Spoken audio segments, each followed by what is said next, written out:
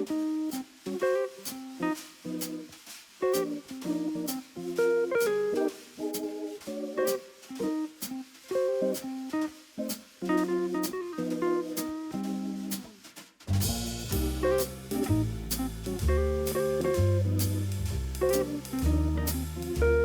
guess we can start off with the perennial first question. Tell us a little about yourself and I guess really more your artistic journey. Sure. Give us the highlights. So yeah, I'm Ryan Zimmerman. I'm a furniture maker of sorts. Furniture is in the past decade, furniture has been my main squeeze, but kind of ended up there haphazardly. I started studying graphic design in undergrad and, bounced around school a little bit, took some time off, ended up at Edinburgh University studying graphic design, and a couple years in, I took a woodworking elective as per recommendation from another professor, and I realized I love this new thing, and I don't really love this other thing as much. So, the elective class became a minor, then a double major, then I dropped graphic design altogether. And okay, but yeah, it's just interesting. I find like graphic design and all those kind of practices on computers and all that kind of more digital interfacing creeps its way into my practice in different ways. So yeah, kind of connecting dots later on. Okay, so wasn't a complete waste. That's really interesting. How would you say that you're because like design is primarily, you're not that old, design is primarily done with computers and probably has been since you've been working with it. How does that affect your woodworking though? Digitally. Ideating, I find it'll sometimes, like, I love sketching. Mm-hmm. I find I'm a perfectionist, and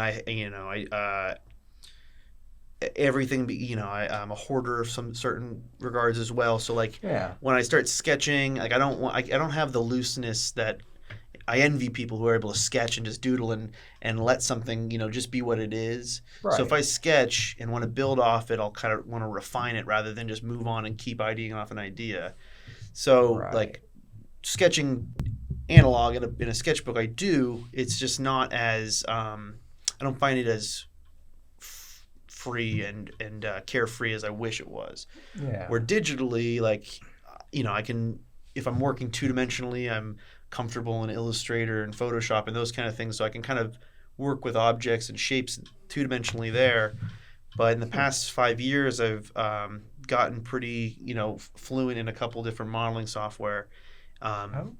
So I like one in particular is Rhinoceros, and I use that to model surfaces and full forms all together, and it allows me to fully, I can create an object and look in all from all angles rather than I could draw that, but I don't have the speed or undo isn't a feature other than with an eraser unless you ideate and draw each individual and it's very easy for me to I draw this and then I can just drag another one and edit both of them, so it's easier for me to kind of see iterations in real time in that kind of programs, but I don't use it daily. It depends on what the piece is, depending on what I'm thinking about making. So that's really interesting. I think you're the first artist I've spoken to who has said that they preferred working, like ideating and working digitally. I want to go back. Prefer, I don't know if I love the word prefer. Okay. They both have their place. Sketching is I can do it anywhere. Right. I can work on my computer anywhere as long as I've got power and Wi-Fi if I need it, but I don't feel as restricted digitally as I do with pen and paper or sketchbook, whatever. And that may change as this conversation. Yeah, maybe. No, I might backpedal a little bit, but no, they both have their place. But digitally, I find that I'm able to kind of work in a way that's different than pen and papers. Yeah. So I'd like to circle back a little bit to the, you mentioned how you started your artistic journey, I suppose, by going to school for graphic design. And you ended up changing, you took a woodworking elective and decided you liked that. Why? Why did woodworking speak to you as opposed to graphic design or printmaking? It was a few different things that kind of just, all lined up at one time. So I was at Edinburgh, and I was in this 3D design class, which is just like a foundations course. And the guy teaching the class is Jim Parlin. He at the time was the chair of the art department there and sculptor. And towards the end of the semester, he just pulled me aside, and he had this one-on-one. He was like, your attention to detail, your craft with whatever we were folding paper, like sculpting foam or whatever this remedial exercises were. He noticed that I had an attention to my detail in working with my hands, and he was like, graphic design's cool if you like it, but I'm paraphrasing, but he's like, graphic design's cool, but he's like, I think your skill set might be better suited if you dabble. He was just thinking pick up a minor or something, right? And he lists he's like woodworking, sculpture, whatever. He's a sculptor, so I think he was like kind of hoping I may have went that way. But my dad is a craftsman of sorts, jack of all trades. He's always been a woodworker. So that was always, within my, my grasp growing up. So that kind of made sense to me. So yeah, all those things kind of just happened, and I realized that might be fun, and it was. And it's since then I've got my BFA in it. I ended up getting my master's in furniture design as well. So it's become I'm all in at this point, Yeah, awesome. Yeah. Awesome. So I guess I'd like to talk a little bit about the piece that you currently have an award-winning piece on display at the Erie Art Museum as part of the 99th annual Nicole and Harry Martin Spring Show. And it's a beautiful bench called Embrace. And I did my research a little bit. I read your statement, and I know that you play with the idea that furniture should be designed first for utility, and you seem to try to circumvent that a little bit, and you do place an emphasis on the aesthetics of it. And I haven't, of course, sat on the bench. Sure. That's not a sitting piece. Where do you think you try to fall on the line between utility and aesthetic object with your woodworking, and what do you enjoy designing more? What do I enjoy designing more? Like more aesthetically? Well, yeah, like the what you're talking about, that statement, it maybe it wasn't phrased perfectly, but it was critiquing my own like stance and kind of perspective of furniture. There's furniture is such a diverse world, and there's strictly functional furniture. There's very sculptural furniture. So I'm not by any means implying that I'm breaking ground on I'm not saying screw function. And right. I'm the first one that said that. No, not by no means. No.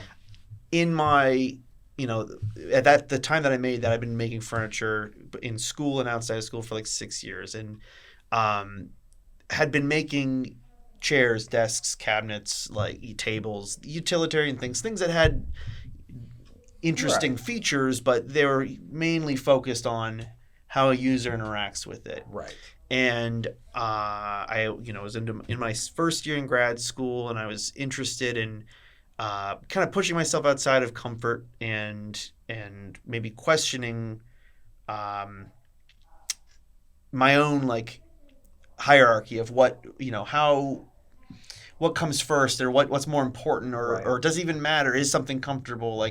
There's a whole world of chairs that chairs that are designed for comfort, chairs that are designed just for utility and for short sits. So it was kind of me just inviting this new conversation of what was important in design for me. And I was in grad school, so I was like, whatever, I should be free and not feel like I'm, I need to make chair. I need to measure the body. I need to make the most comfortable thing for the person. It's a comfortable bench by all means. No.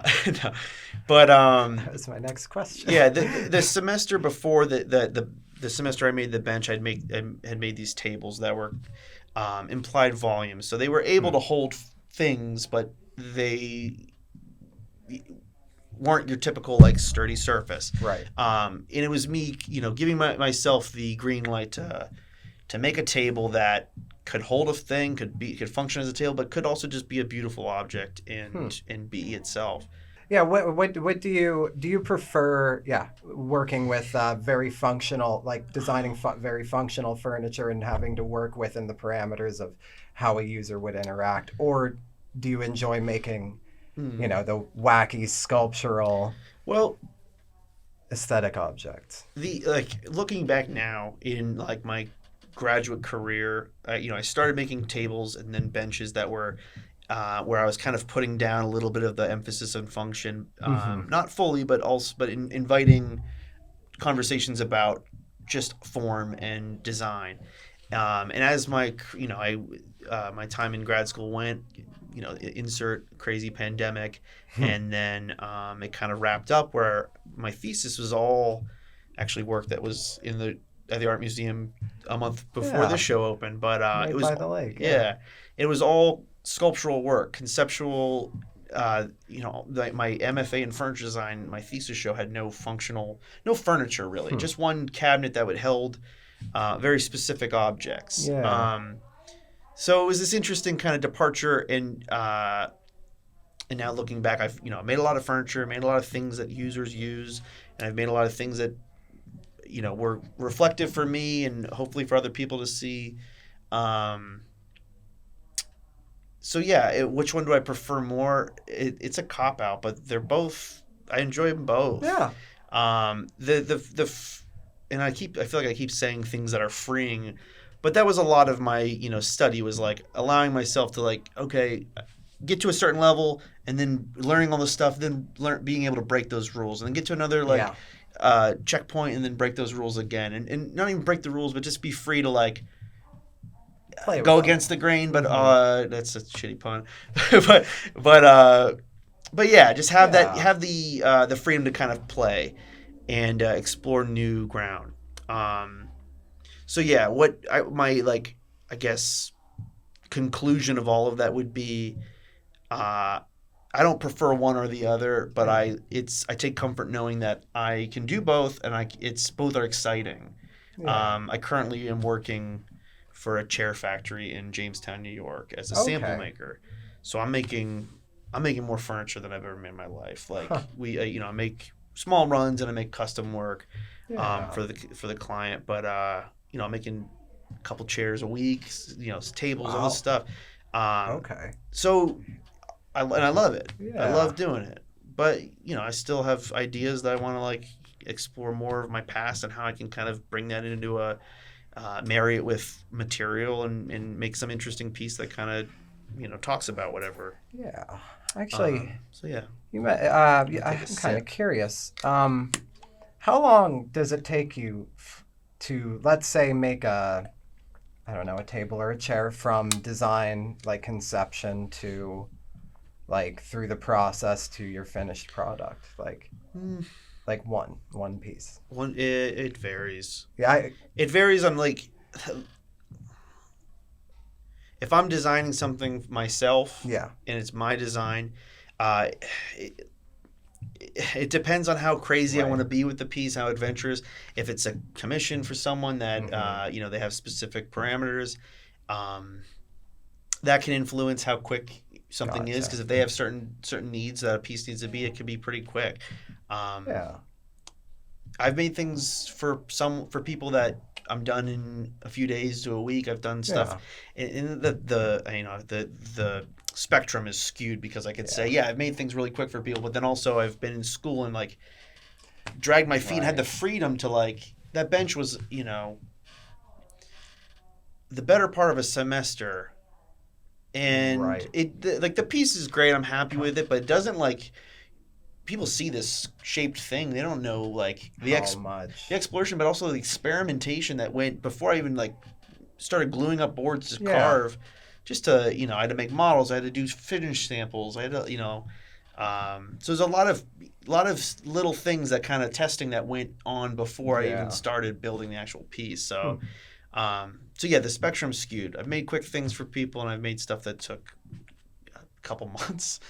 But I mean, if I were to make that bench again or like a different version of it, it would be much quicker because you wouldn't have to go through all the hoops of grad school and workshop. But even if I like take schooling out of it, like making the first your first thing or first time making a new design, will take longer because you're gonna be in the middle of the design and build. You're gonna start once you start playing with material, you're gonna be like, you know what, this didn't really work. Translate from the paper. I need to scrap this piece, and sure that might add a couple days to your build time, but if I were making that same chair, my 20th time, I'll have it down to a science. I'll have jigs made. I'll have so like the production side of it will be kind of nailed down after that first one. So well, I think we're at the end of the questions I had prepared. So Ryan, why don't you tell us where we can find you, like on socials and where you work? I'm currently working as a sample maker at a place called Fancher Chair. It's in Faulkner, New York, right outside of Jamestown. My website and my Instagram handle are both ryanz.studio. So awesome. The website is less up to date. All right. Well, make sure you check the Instagram. Check the Instagram. Thank you for sitting with me, Ryan. Thanks for having me. So it's a pleasure. All right, and I'm Todd with the Erie Art Museum, and this was another Artist Talk.